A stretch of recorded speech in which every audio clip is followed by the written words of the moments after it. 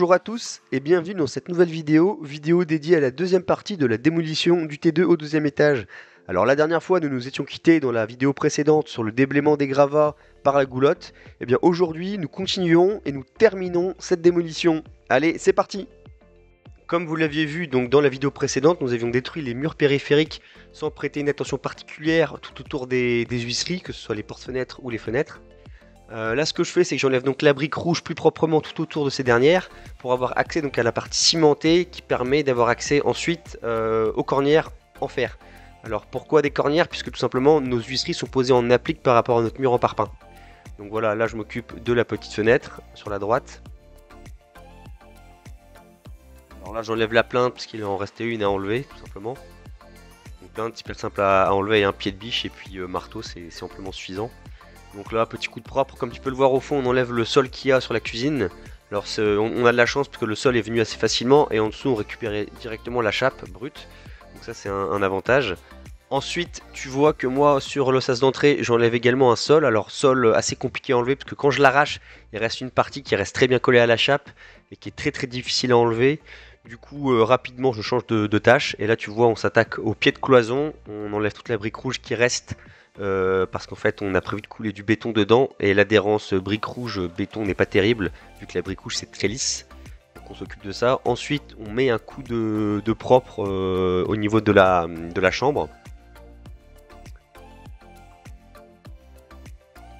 Voilà, là j'enlève quelques câbles électriques, donc un coup de propre au niveau de la chambre. La suite logique, on enlève le parquet flottant ainsi que la sous-couche acoustique associée. Je ne sais pas si tu t'en souviens, mais dans la cuisine, au niveau des meubles de cuisine, il y avait une chape, et là qu'on voit qui était un peu surélevée, donc qui était carrelée un peu surélevée de 7 ou 8 cm. Nous, on trouvait ça très moche, et on voulait vraiment revenir à quelque chose de plat, donc on a décidé tout simplement de la casser. Alors comme tu peux le voir, on n'y est pas allé de main morte, puisqu'on a mis des gros coups de masse dedans. Et comme tu peux le voir, et bien finalement la chape elle est venue assez facilement, elle s'est cassée assez facilement.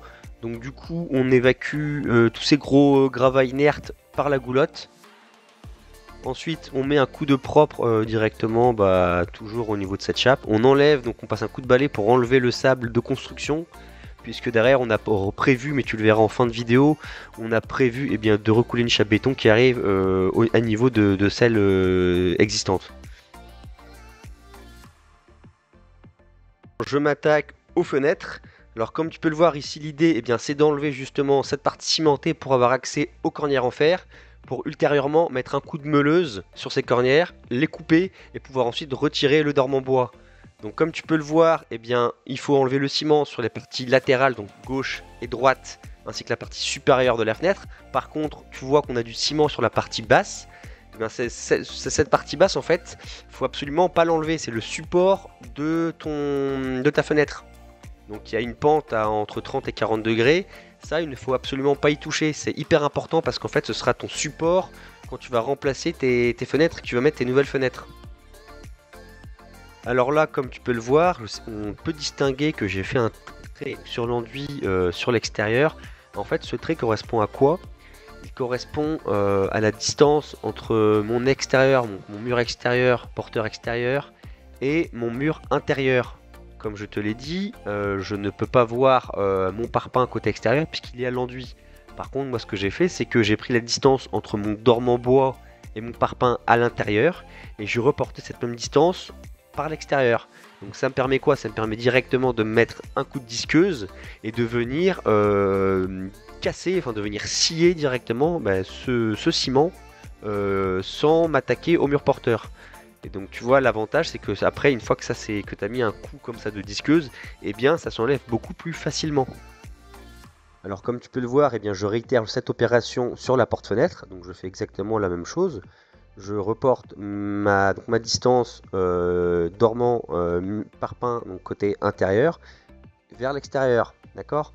Donc ça me permet de la même manière de mettre un coup de disqueuse et d'enlever cette partie cimentée, donc sur les parties latérales. Sachant que là, comme tu peux le voir sur cette porte-fenêtre, la partie droite, il y a facilement de l'accessibilité pour passer un burineur côté intérieur. Par contre, sur la partie gauche, comment dirais-je, là, il y a beaucoup moins de place puisque j'ai un poteau en porteur en béton, donc j'aurai pas de place pour passer mon outil. Donc là, ce sera beaucoup plus compliqué et je devrais tout faire par l'extérieur. Alors il faut savoir que ce ciment sur les parties latérales et la partie supérieure qui est mis en place, mais en fait il a deux rôles principaux. Le premier rôle, en fait, ça va permettre de rigidifier l'ensemble de tes cornières avec ton dorme en bois et ton mur en parpaing, d'accord? Et le deuxième rôle, qui est très important aussi, vu que c'est une pose en applique et que tu as un décalage entre tes cornières qui sont fixées à ton mur en parpaing et ton dorme en bois, et bien en fait ce ciment va venir combler l'espace que tu as entre ton mur en parpaing et ton dorme en bois. Parce que en fait tu as deux types de poses. Quand tu poses en applique, tu as deux types de poses. Soit ton dormant touche le mur en parpaing, soit ton dormant est décalé par rapport à ton mur en parpaing. Si ton dormant est décalé par rapport à ton mur en parpaing, et bien tu auras un vide. Mais en fait le but de ce ciment, ça va être de venir combler ce vide, et ça servira en fait de support pour pouvoir mettre ton enduit par l'extérieur. Donc là je réitère le processus sur l'autre porte-fenêtre. Alors je reporte mes longueurs, hein, comme je te l'expliquais précédemment. Je mets le coup de disqueuse. Et ensuite, quand tu mets ton coup de disqueuse, tu essaies de faire quelque chose qui soit quand même d'aplomb et droit. D'accord? Derrière, quand tu vas venir casser ce ciment, donc tu attaques par l'intérieur ou par l'extérieur, à toi de voir. Moi je te conseille d'attaquer au burineur en percussion par l'intérieur au départ. Et derrière, ne viens pas taper comme un fou furieux, parce que si tu tapes comme un fou furieux et que tu casses ton enduit sur l'extérieur, et bien tout l'enduit qui sera cassé par rapport à la marque que tu auras faite à ta meuleuse, et bien c'est des reprises que tu devras faire derrière. Donc c'est pas forcément très judicieux non plus de taper comme un forain. Donc là, comme tu peux le voir, c'est étrange. Je trouve que, tu vois, on a une largeur tableau, on a une pièce en bois qui est bien plus large que ce qu'on avait sur les fenêtres ou les autres porte-fenêtres. Moi je pense qu'à l'époque en fait ils avaient mal pris leur dimension de tableau et lors de la construction du dorme en bois, ils ont dû rattraper ce problème en mettant une tapée plus large et bien venir prendre appui du coup sur le mur en parpaing, d'où cette largeur plus importante je pense. Alors comme tu peux le voir là on est maintenant dans le bon angle et c'est ce que je t'expliquais, tu vois on a bien un jour qui est assez important quand même entre ton dorme en bois et ton mur en parpaing. Tu vois. Alors bien évidemment tes cornières sont là pour tenir l'ensemble, mais du coup c'est là tu vois mieux maintenant ce que je t'expliquais tout à l'heure, comme quoi ton ciment sert de support à ton enduit. Alors s'il vous plaît ne reproduisez pas cela chez vous, s'il vous plaît faites vraiment attention, d'accord? Donc là je suis au deuxième étage et je n'ai aucune sécurité à ma droite, il n'y a aucun élément de sécurité, d'accord? Si je tombe directement dans le vide. Donc ça, s'il vous plaît, ne reproduisez pas, ne faites pas ce que j'ai fait, c'est une grosse erreur. Donc après, j'ai demandé à mon père quand même de me tenir, mais c'est toujours pas suffisant. Le mieux, c'est d'avoir un harnais et d'attacher avec un mousqueton ton harnais et de mettre en amont des crochets mis sur ton parpaing et de te faire tenir par ces crochets, d'accord? Par ces mousquetons. Donc voilà, petit disclaimer, mais ne reproduisez pas ça chez vous, s'il vous plaît.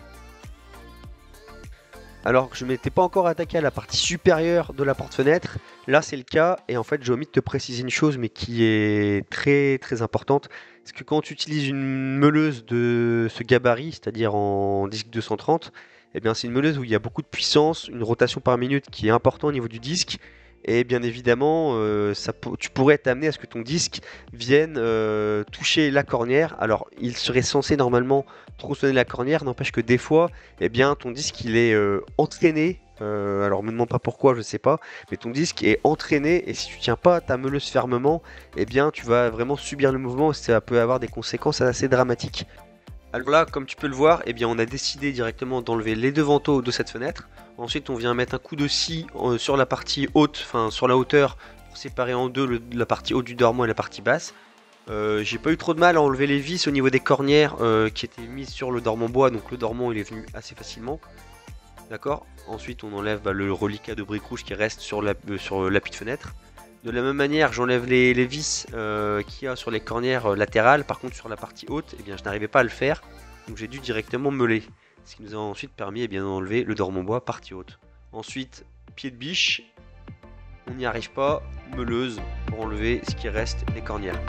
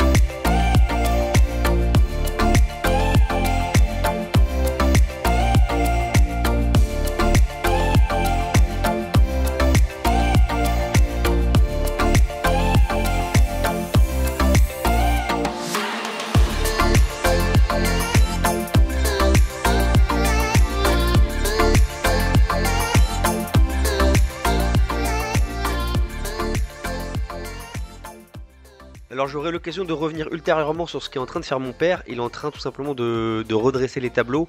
Mais c'est pas le but de la vidéo. Là, je te laisse nous regarder préparer les gâchis de béton pour couler la chape béton. D'ici là, bah écoute, porte-toi bien comme d'habitude. Si t'as aimé la vidéo, bah tu likes. Et puis n'hésite pas à t'abonner, ça donne de la force. Allez, salut!